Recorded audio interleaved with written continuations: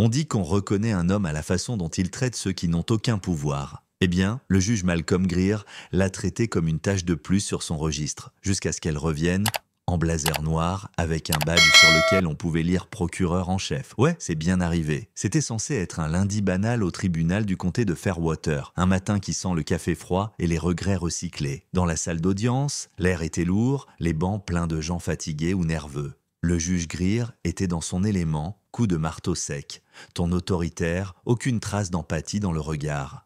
Pour lui, c'était de la mécanique. Non, charge, amende, suivant. Et puis, elle est entrée. Helena Morris, noire, la trentaine bien entamée, dos droit, talons qui claquent comme des points d'exclamation. Habillée avec élégance, mais avec la tranquillité de quelqu'un qui a déjà survécu à bien pire. Son accusation, non-utilisation du clignotant. Un simple PV, transformé en humiliation publique à 1 000 $.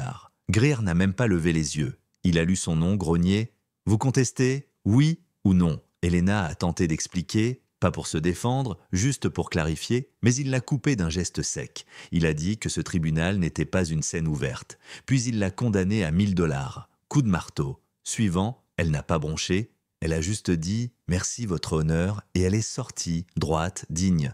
Ça aurait dû s'arrêter là. Mais le juge Greer n'avait aucune idée de ce qui allait suivre, parce qu'Helena n'était pas n'importe qui. Elle était une ancienne officier juridique dans l'armée, devenue procureure fédérale. Et elle n'en avait pas fini. Laissez-moi revenir un peu en arrière. Bien avant ce lundi-là, Helena s'était déjà forgée dans le feu. Orpheline de mère à 14 ans, 2 petits frères à charge.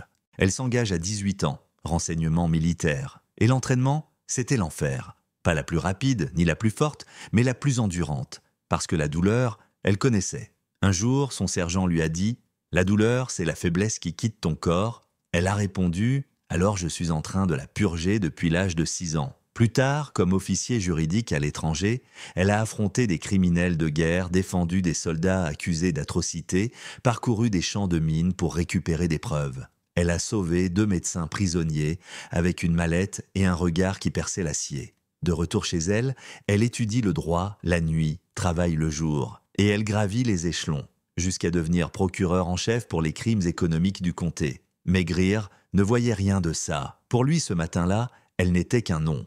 Un nom noir, avec une infraction mineure, et là, tout bascule. 2 heures après l'audience, le juge Greer ouvre le dossier du procès de l'année, l'affaire Calloway. Détournement de fonds, millions envolés, attention médiatique énorme. Et qui entre dans son bureau en tant que procureur principal? Helena Morris, même talon, nouveau blazer, même regard. Greer est resté figé.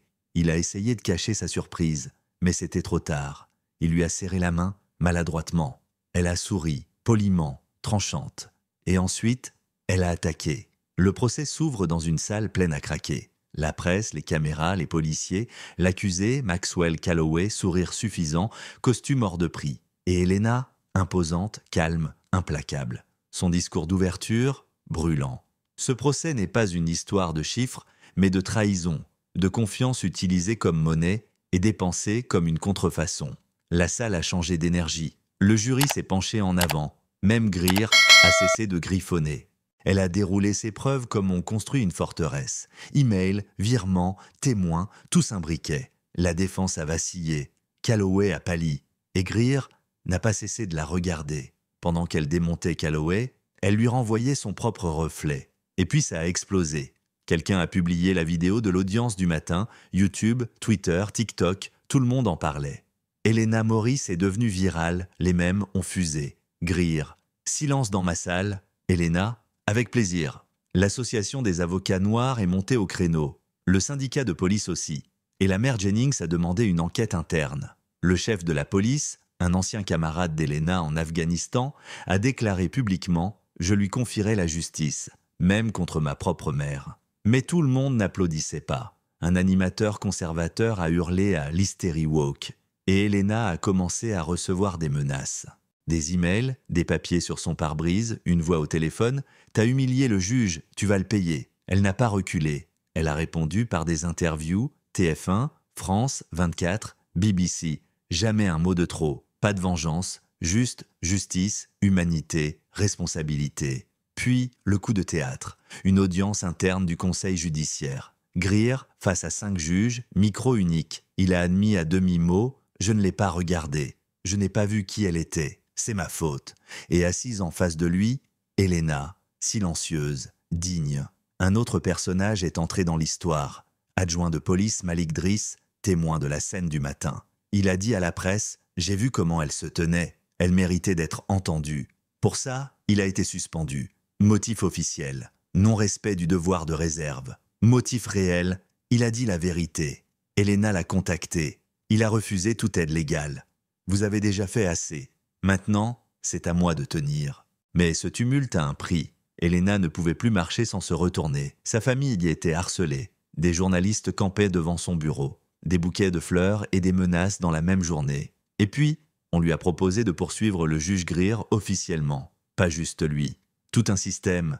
Elle était face à un dilemme, dénoncer, tout faire exploser ou pardonner. Elle a choisi de parler. Lors d'une conférence de presse, elle a dit « Je crois en la justice, mais sans humanité, elle devient vengeance. Je ne cherche pas à brûler ce système. Je veux le réparer. » Greer n'a pas été renvoyé, mais il a pris sa retraite, avec excuses officielles. Le tribunal a changé de direction. L'adjoint Driss a été réintégré. Et Elena est restée. Parce que son combat ne faisait que commencer, parce qu'il restait trop de noms, trop d'histoires ignorées. Et quelque part, une petite fille noire regardait. Et elle apprenait que la force, ce n'est pas toujours frapper. Parfois, c'est marcher droite, tenir tête, et rester humaine dans le chaos. Alors maintenant, je vous demande, c'était ça la justice ? Le pardon était-il une faiblesse ou une victoire ? Dites-moi ce que vous en pensez en commentaire. La justice, ce n'est pas juste un verdict. C'est voir l'autre, vraiment, avant de frapper du marteau.